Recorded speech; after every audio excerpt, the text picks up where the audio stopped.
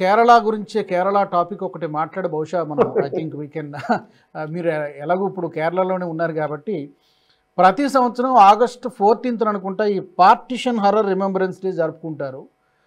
ఈసారి అంటే every year కూడా ఈ ఇష్యూ వస్తోంది.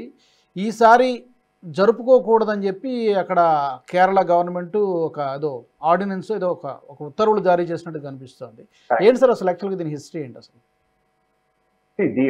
వీళ్ళ దగ్గర అడగాలండి, కాంగ్రెస్ వాళ్ళ దగ్గర అడగాలి. మీ దగ్గర పంజాబీ కమ్యూనిటీ ఉన్నారు కదా ఢిల్లీలో, సింధీ కమ్యూనిటీ ఉన్నారు కదా దేశంలో అన్ని ప్లేసెస్లో, గుజరాత్లో కూడా. వాళ్ళ దగ్గర అడగండి ఎంత లక్షల మందిని పాకిస్తాన్లో వస్తున్న ట్రైన్స్లో చంపి పడేసిన వాళ్ళు. కరాచీ కానీ, లాహోర్ కానీ, పెషావర్ కానీ, ఇస్లామాబాద్ ఇన్ని చోట్లలో హిందువులు చంపారు, సిక్స్ని చంపారు. అది మనం మర్చిపోకూడదు.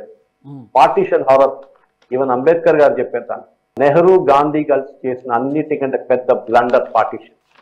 సిస్టమేటిక్ వేగా చేయకుండా ఓవర్ నైట్ డిసిషన్ తీసుకొని హిందువుల దగ్గర అడగకుండా వీరి దేశంని 2 ముక్కలు చేశారు. వాళ్ళు చాలా సెలబ్రేట్ చేస్తారు. వీళ్ళు గాంధీ చేశారు, మనకు స్వాతంత్రం ఏం తీసుకొచ్చారండి? సుభాష్ చంద్రబోస్ తీసుకొచ్చారు మనకు స్వాతంత్రం. ఈ గాంధీ కాదు, ఈ నెహ్రూ కాదు, వీళ్ళందరూ ఫేక్.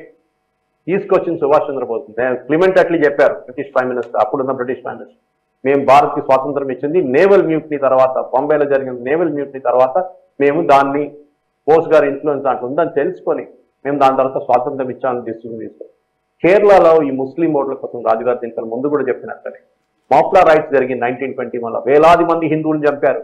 ఖిలాఫత్ అని చెప్పి, ఖిలాఫత్ మూమెంట్ ఎక్కడ? ఒట్టమన్ ఎంపైర్ టర్కీలో నడిచిన గొడవకి మన హిందువులు ఎందుకు చెప్పారండి ఇక్కడ?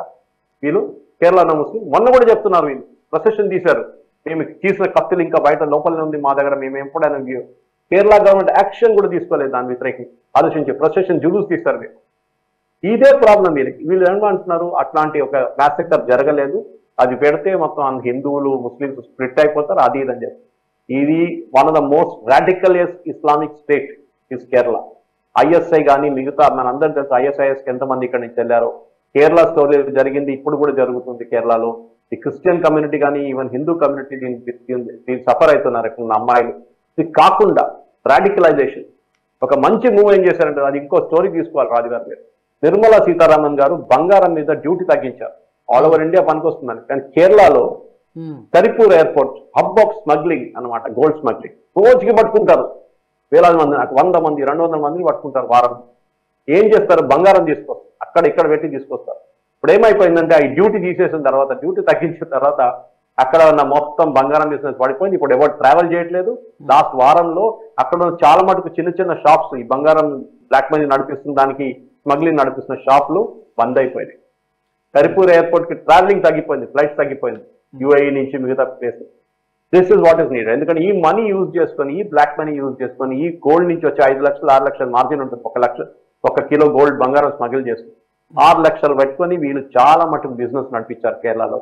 రియల్ ఎస్టేట్ కొనడం కానీ, దుకాన్లు పెట్టుకోవడం కానీ, బేకరీ షాపులు పెట్టుకోవడం కానీ, ఇదంతా బంద్ అయింది. ఇప్పుడు ఇంకొక సంవత్సరం లోపల చూడండి, నేను చెప్పట్లేదు, అన్ని leading publications including financial dailies carry చేశారు. Kerala's economy is going to dogs. ఎందుకంటే ఈ బ్లాక్ మనీ మొత్తం వెళ్ళిపోయింది. ఒకటే షాట్ లో మోదీ గారు ఫస్ట్ డిమానిటైజేషన్ చేశారు, ఇప్పుడు దీంతో పెద్ద దెబ్బ అనమాట. మొత్తం ఇల్లీగల్ గోల్డ్ స్మగ్లింగ్ మొత్తం పోయింది. దానికే పినరాయి విజయన్ అబ్జెక్షన్. ఇక్కడ ఏం సెలబ్రేట్ చేయకూడదు, ఇక్కడ ఏం మాట్లాడకూడదు. కానీ ఒక ప్లేస్ లో గుజరాత్ లో రైట్స్ జరుగుతుంది, అది ఎప్పుడు మర్చిపోరు వీళ్ళు. 2002 అని చెప్తూనే ఉంటారు మోదీ అమిత్ షా, మోదీ అమిత్ షా. మరి ఇదెందుకు చెప్పట్లేదండి? ఈ మాప్లా రైట్స్ ఎందుకు మాట్లాడలేదు మీరు? ఈ పార్టిషన్ హారర్స్ ఢిల్లీలో జరిగింది కదా, ఢిల్లీలో ఉన్న పంజాబీల ద్వారా అడగండి, వాళ్ళు చెప్తారు. మీకు తెలియకపోతే Pinarayi Vijayan, you ask them, they will tell you ఏం జరిగింది, వాళ్ళ గ్రాండ్ ఫాదర్లు వాళ్ళ గ్రాండ్ మదర్తో ఏం జరిగిందని. ఎంతమందిని చంపేశారు పాకిస్తాన్ ముస్లిమ్స్ అని. ఇది మనం ఎప్పుడు మర్చిపోకూడదు. ఎక్కడ చేశారు? మన దగ్గర హైదరాబాద్లో రజాకార్లు చేశారు. ఎంత దూరం ఎందుకు వెళ్ళాలి? ఎప్పుడు మర్చిపో. History should never be forgotten. ఎప్పుడు చెప్తారు ఇంగ్లీష్లో, those who forget history or condemned to repeat. అంటే మీరు హిస్టరీని మర్చిపోతే మళ్ళీ అది ఒక రోజు తిరిగి వస్తుంది. జ్యూస్తో ఏం జరిగింది, హిట్లర్ ఏం చేశాడో అదే హిందువులతో కూడా. హిందువులు ఏమనుకుంటారు, మేము చాలా సెక్యులర్, మేము అది ఇదని. ఒక్కరోజు మేము గడప మీద వచ్చి కొడతారు చూడండి, ఆ రోజు మీకు గుర్తొస్తుంది మేము ముందే జాగ్రత్తగా ఉంటే బాగుంటుండేది. దట్స్ ఆల్ రాజు. మీరు అన్నట్టుగా హిందువులు ప్రస్తావన తీసుకొచ్చారు కాబట్టి కేరళలో చాలా డెమోగ్రఫిక్స్ మారిపోయినాయి. పిఎఫ్ఐ బ్యాన్ అయిపోయినా కూడా వాళ్ళ టార్గెట్ మాత్రం అచీవ్ అయ్యేలాగానే కనిపిస్తుంది. 2047 కల్లా ఇస్లామిక్ స్టేట్గా మారిపోతుందా అనిపిస్తుంది. దీన్ని ఆపలేరేమో బహుశా. ఎందుకంటే అంత వేగంగా ఒక కమ్యూనిటీ లేదా ముస్లిం కమ్యూనిటీ సామాజిక వర్గము పెరిగిపోవడానికి, హిందువుల సంఖ్య తగ్గిపోవడానికి ప్రధానమైనటువంటి కారణం ఏంటి సార్ కేరళలో? లేదు, అది ఫస్ట్ నుంచి చాలా మటుకు కన్వర్జన్ జరిగింది. అది క్రిస్టియన్ కమ్యూనిటీ కానీ ముస్లిం కమ్యూనిటీ కానీ పెరిగిన కేరళలో ఇప్పటి నుంచి కాదు, 16th, 17th సెంచరీ నుంచే నడుస్తుంది కన్వర్జన్. కానీ చాలా మటుకు వాళ్ళ పాపులేషన్ ఇప్పుడు మలపురం లాంటి ప్లేస్, కేరళలో అన్ని డిస్ట్రిక్ట్లో పాపులేషన్ తగ్గింది, కానీ మలపురంలో పెరిగింది. ఆ ఏరియాలో మొత్తం పెరిగింది పాపులేషన్. ఎట్లా పెరుగుతుందండి? అది చాలా క్లియర్. ఒక్కొక్క ఫ్యామిలీలో 5 మంది 10 మంది పిల్లలు పుడతారు, అది జరుగుతుంది.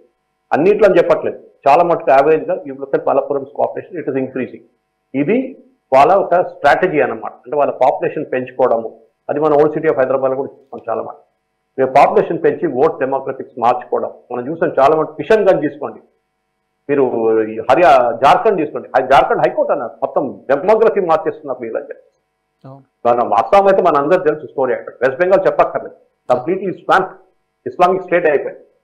సో ఇట్లాంటి దాంట్లో మనం చాలా మటుకు జాగ్రత్తగా ఉండాలి రాజు గారు, ఇది చేయాల్సిన పని. కానీ దానికి మోదీ గారు అమిత్ షా గారు ఇద్దరు కలిసి ఈ కేరళ లాంటి స్టేట్ గవర్నమెంట్స్ ని ఎక్స్పోజ్ చేయడం, వాళ్ళు చేస్తున్న ఇట్లాంటి పనులని వాళ్ళ ముందు పబ్లిక్ ముందు తీసుకురావడం, లీగలీ దాని వ్యతిరేకంగా ప్రొసీడ్ చేయడం, యాజ్ పర్ లా వాళ్ళ మీద శిక్ష పడాల్సిందే. ప్రజల్లో కూడా ఆ చైతన్యం రావాలి, తప్పకుండా వస్తుందనే కోరుకుందాం. ఈ వీడియో మీకు నచ్చినట్టయితే లైక్ చేయండి, 10 మందికి షేర్ చేయండి, అలాగే కామెంట్ల రూపంలో మీ అభిప్రాయాలను మాతో పంచుకోండి. Nationalist hub group of channels ను సబ్స్క్రైబ్ చేసుకుని తెలుగునాట జాతీయవాద జర్నలిజాన్ని ప్రోత్సహించండి. ఈ వీడియో కింద ఉన్న బెల్ ఐకాన్ పై క్లిక్ చేయడం మర్చిపోవద్దు.